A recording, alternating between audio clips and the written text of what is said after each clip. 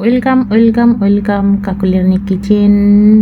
কেমন আছো সবাই? আশা করি ভালো আছো, আমিও ভালো আছি। তুই কেমন করে আজকে একদমই খুবই সহজভাবে নিরামিষ একটা সবজি রান্না করা যায় সেটাই তোমাদের সাথে শেয়ার করব।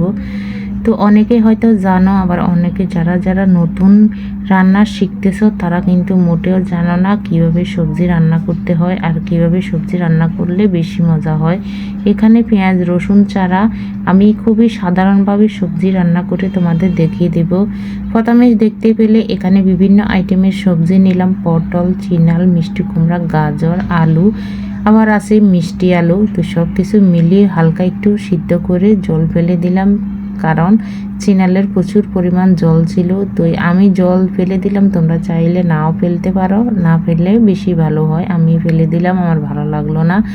যাই হোক, ফোড়নে দিলাম 5 ফোড়ন, তেজপাতা, শুকনো লঙ্কা আর কয়েকটা মুগ ডাল, হাতের মুঠো 1 মুঠো মুগ ডাল দিয়ে দিলাম। এখানে লবণ দিয়ে দিলাম পরিমাণ মতন।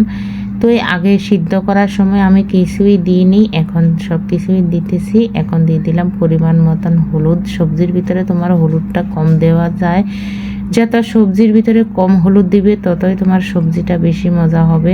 তো আমি এখানে আদা রসুন কোনো কিছু আজকে দিচ্ছি না, কারণ প্রচুর পরিমাণ শরীর অসুস্থ, পেটে সমস্যা, সেজন্য বেশি মশলা ব্যবহার করিনি।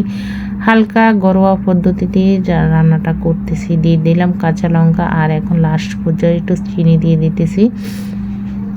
বাস, আর কিছুই এখানে আমি দেব না। এখন একটু যখন মিশিয়ে আসবে তখন ধনেপাতা দিয়ে নামিয়ে নেব। দেখো একদম ঘন হয়ে আসছে, একদম সবগুলো সবজি যখন একদমই থকথকে হয়ে গেছে তখনই বুঝতে পারবে তোমার সবজিটা পারফেক্টলি হয়ে গেছে, আর কোনো কিছুই তোমার প্রয়োজন নেই। এখন নামিয়ে নিলে চলবে। তো এটা কিন্তু রুটি, পরোটা বা গরম গরম ভাতের সঙ্গেও খেতে অনেক ভালো লাগবে।